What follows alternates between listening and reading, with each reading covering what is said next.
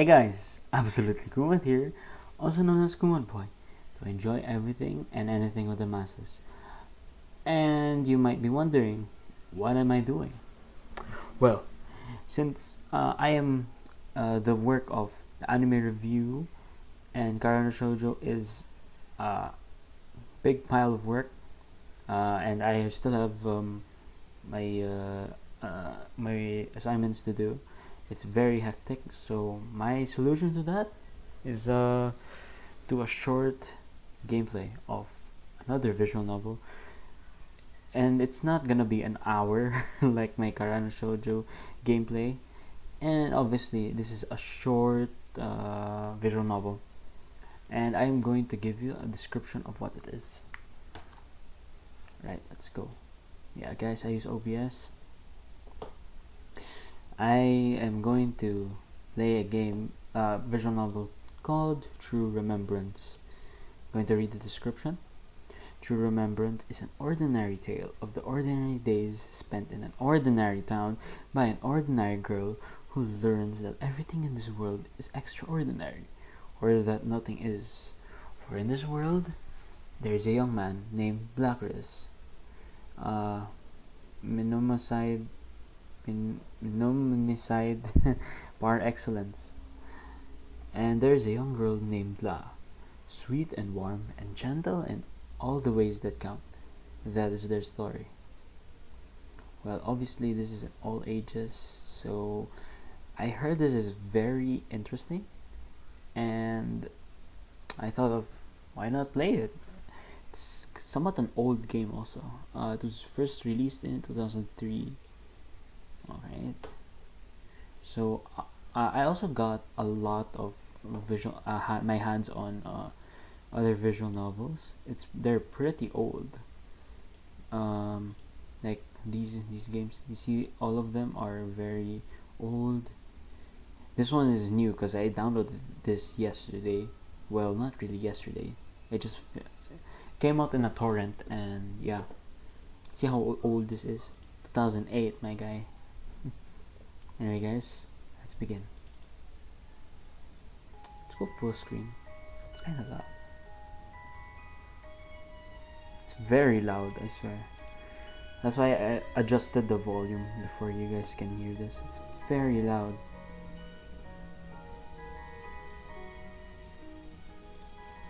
Okay, let's go full screen.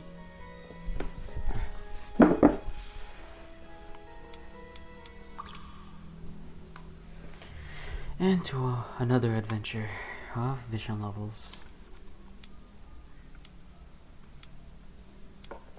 Stories have two great truths. I don't know if you can see the cursor, it's kinda annoying. First, they begin in many ways that are all more or less the same. Second, they all have an end.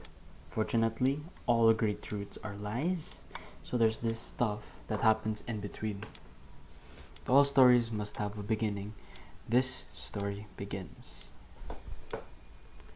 with me snapping awake to the rhythmic clickety-clack of the trolley. Felt like I'd been asleep for a long time. My mind swirled with the same veil of fog that my eyes were trying in vain to blink away. So I shrugged and looked out the window. I saw streets and storefronts and torn blankets of snow draping chimney tops, the sights and sounds of the town I called home, flitting by like the scattered fragments of a dream. No, scattered toys cast aside by some less than charitable hand. That was more like it. And who, I wondered idly, would stoop to pick them up and put them back in their places. A fitting reverie for a town so small and so white encrusted that it might as well have been a movie set. There was a church on 5th Street, at the very center of town. Its steeple jutted high up, toward low and heavy clouds laden with snow. On that steeple was a clock whose hands were stopped at 3 o'clock. Stuck in frozen time. That was the air this town gave off, framed by the stilled hands of the only prominent clock within city limits. And it seemed to me that, actually, it was not the clock but the town itself that was out of order. It made things a lot easier to accept if you thought about them that way. Yeah, nothing strange about that at all. Yeah, the style of this is very old. The trolley glided to a gentle halt. It breaks shuddering like the mincing footfalls of a woman with something infinitely fragile and precious in her arms. The doors folded open. The cabin inhaled the wind skirled at my feet. Oh, there's a backlog. I shivered at the cold and stood up. My grey coat was draped on the seat next to me. I reached for it and put it on in one smooth motion. The station was just about abandoned when I stepped off. I strolled slowly through familiar streets. Here and there I saw storefronts, close-packed houses, flowers blooming in frozen gardens. Blissful ignorance. 9 short blocks from the station, I turned right at the intersection. The road turned upward at my feet as if in response. Where's a guy here? Is that the main character? I think it's not. Like what I read in the description. And from atop the hill, a careworn edifice of wind-blasted stone and pocked mortar glared down at me.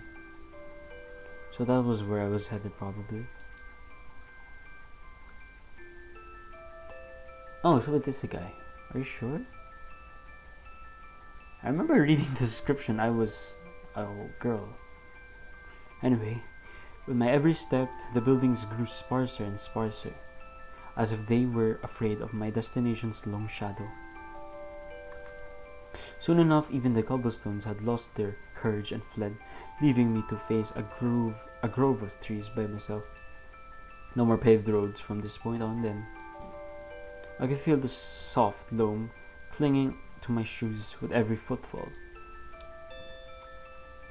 I stopped at a stone wall with an iron gate. Both it and the building had seen better days. And when the freezing winds whipped through fallen brick and rusted metal, the entire place could be heard to scream. The gate shuddered when the air tore it at its broken hinges. Soon it would fall onto earth and dreamless slumber. When, not if, just a matter of time. It's snowing. I just pushed my way past that complaining scrap of iron when snow started whispering from the ashen sky. There was someone standing at the doorway. A young girl, if my eyes did not deceive me. I can't tell who's the MC here. She was silent and prim, her straight back dusted by the wavering snow. She turned to face me as I drew near. She probably heard my approach. Got my first good glimpse at her wan face, past the gauzy white veil of cold that fell from the sky. I sighed inwardly, fished my hands out of my pockets. Hello there. The girl just blinked slowly in surprise. You are welcome here. No one will hurt you. So come dry your tears. But she did no such thing. She just kept staring up at me, tear after tear, carving harsh paths down her soft, pale face. My name is Blackiris. Blackiris? Blackiris. Blackiris. I'm just saying about that. I'll make sure you'll get settled in, so be at ease. Oh, and should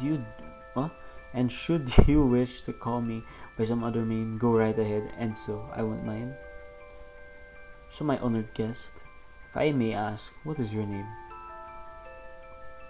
This is all restricted by the book. Well, it was until I asked her name. She shut her eyes tight, began to wipe her face clean. Her motions were clumsy and halting. Brave gesture, although it did not at all stop the flow of tears from her eyes. Blah. Huh? My name, Blah. My name La. Sorry. Her voice was high and warm, even as it quavered in cold and shock. I see. Very well. La. Right this way, please. It's too cold to be standing around outside after all. Okay. She nodded and then she did the most astonishing thing. She came close, stood on tiptoe, and with such small hands began brushing the snow off my shoulders. Such a good girl. She left me with no choice but to do well for her sake. Yeah, good girl. Okay. We walk into the old building side by side. And that is how our story really begins.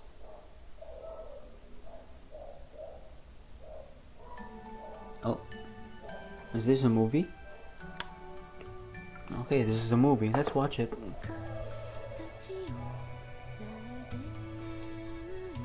I might get copyrighted.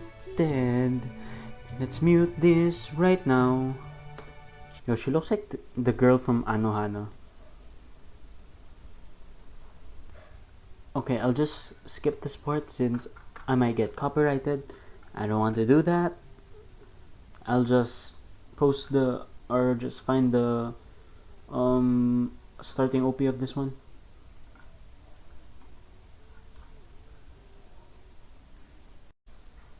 Wow.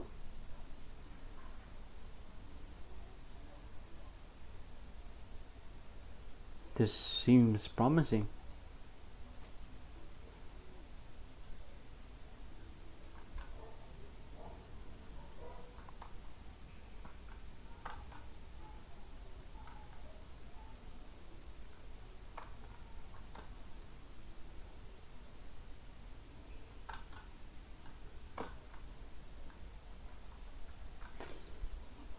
Okay. That was that. I will send the I will put a link on I'll put a link on the movie of that one so I don't get copyrighted. The world shall groan with tears untold. Tomorrow's wings shall ne'er fall. You know how they say that the songs of an age supposedly embody the spirit of its inhabitants? Well, such were the songs of our age. And for good reason. We'd seen no end to earthly tragedy. Even people in the prime of their youth were offing themselves in despair. Suicide had become by far the leading cause of all ages mortality worldwide. As the phenomenon swept the globe, people began to call it by a name. The medical community scoffed at first, hemmed and hawed, complained about clinical depression and diagnosis criteria and something useless called the DSM-V, and then finally gave in. That was years ago.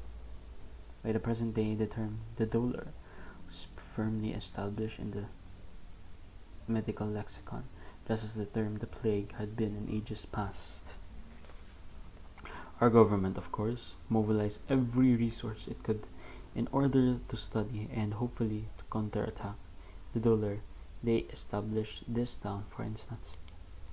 Because they established this town, I was able to make a living here, serving as a guide of sorts for newcomers. Specifically, I made sure they got settled in, and as I did so, I helped them forget, one by one, the horrors their eyes had seen. Yes, the town's and my only Jody was the severe ties of heartbreak and isolation that bound our guests, stained their souls, filled them with dolor. So basically, dollar's like some plague. Okay. This was, after all, the so-called where memories come to die. That was, after all, a so-called Mnemonicide. Mnemonicide, that word bears a little explaining. As millions perished in the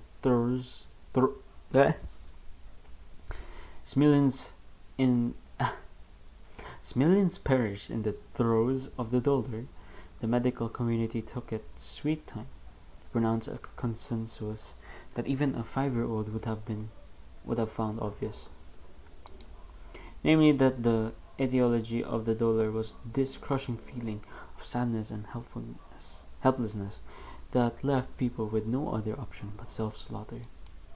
Basically depression, okay? A special conference of the top psychiatrists in the world was convened. After days of deliberation. They decided to make up some fancy names that meant nothing. They reasoned that the dollar ate away at the afflicted's mind the way that rust ate at metal. Psych-corrosion, they call it. Talk about fiddling away while Rome burns. Well, there's one problem with that analogy. See, Nero didn't fiddle at all. He opened his palace to the displaced and wrote far stricter fire codes post haste. Whereas these psychiatrists, that's all they ever did, fiddle away while we all died. Anyway, patients who had failed all other methods of therapy solo were assigned to what was known as the Mnemonicide protocol. They were brought to this town, and it was here that the Mnemonicide cut away the ties binding our guests to the memories that had so corroded their psyches.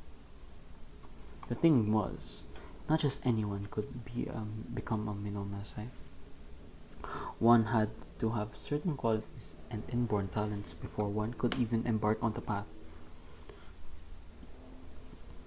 To this day, I will never know whether I was blessed or cursed when it turned out that I had just those qualities, just those talents.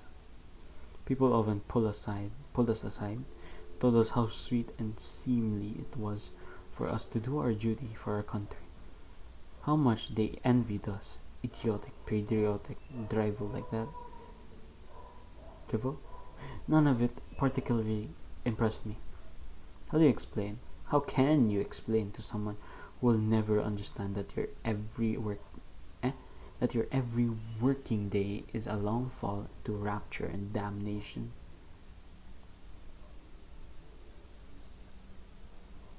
Of a town where it snows and begins. Oh, this is first chapter. Okay.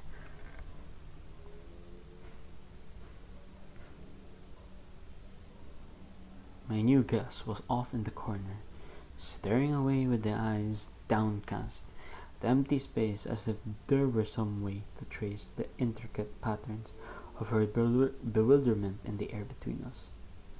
This wasn't surprising at all. Every guest I'd ever met had reacted this way upon arrival in the town. They all acclimatized in short order, of course.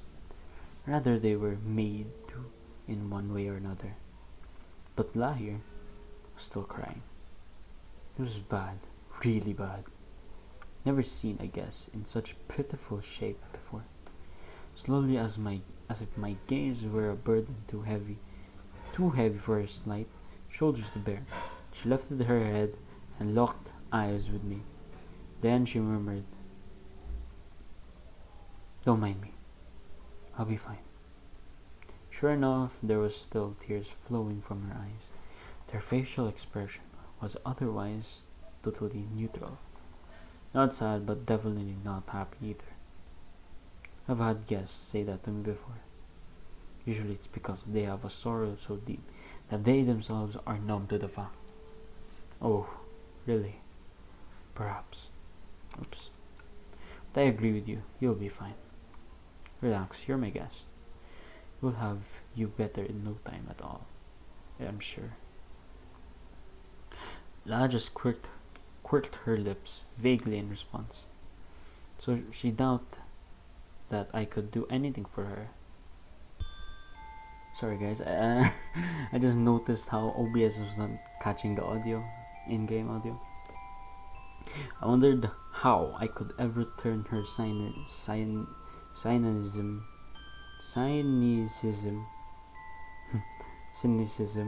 into faith, but I kept my mouth shut. It didn't matter. Whether she believed me or not, I had a job to do. Right, I was her guide. No, now wasn't that a hoot? The hospitality industry really didn't suit me one bit. I'd have been much happier to stay at home, doing nothing all day. So this guy is basically not really giving a shit in the world. I see. Because he doesn't really like hospitality stuff. Alright, La, go ahead and take your luggage up to your room. I'll be down here making dinner if you need anything. Take it, you'll be hungry at some point. La nodded silently and then walked upstairs with her bags. I'm calling it right now. This girl will change this guy's life. Well, that's what... Give the place my standard once over. Old place, alright? Fortunately, it was far better built than I'd originally thought. Or fortunately, it was far more cramped than I'd originally thought as well. I stood in the kitchen and wondered what to make for dinner. The refrigerator was well stocked, so they made sure of that. Not that it really mattered. If supplies ran low, I could always go buy more. This was all being paid for by the higher ups anyway. So what would La want to eat? This too happened to be part of the job. But that didn't mean that I had to like it. I mean, what a joke. Cooking wasn't exactly my forte. And I hated picking up after someone else. If it weren't for the fact that I was a Mnemonicide, I would never have put up with this nonsense. See, look what I told you. This guy doesn't really give a shit in the world. Well, stew was a pretty safe choice, right? Right, nothing to it. I opened the refrigerator, plucked out some meat and vegetables, and got down to work. I just started boiling some water when I heard La come back downstairs. Turned around and, well, you know the face of a normal person makes when confronted with that awful tangle of noise and assorted animal entrails called Christian death metal? That was the exact expression she had plastered to her face. Something the matter? No, not at all. Great, now she was blushing. What was I supposed to do? Read her mind? You know, if there's something on your mind, I'd rather you tell me. See, when you get worried, I get worried. I'm not worried about anything. I see. So much for that approach. Well, whatever. I had better things to do, like make this stew. Anything you don't like to eat? Wow, none. Don't care for some things. So in other words, there are some things you don't like to eat. Great. Man, I wasn't getting anywhere today, was I? You're not very nice. Oh, man. At least you noticed that. I get that a lot. So what don't you want? So what don't you eat? Carrots. Carrots, eh? That was pretty cute, actually, in its own way.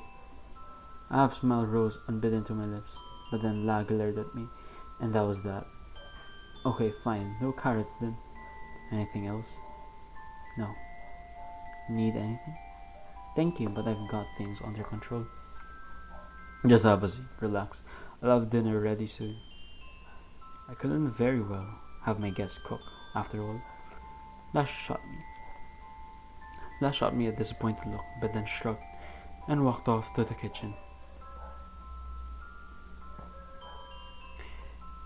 Anyway, guys, this is how I'm going to end this episode here. And obviously, I had to keep it short since obviously this is not my Karana Shoujo gameplays.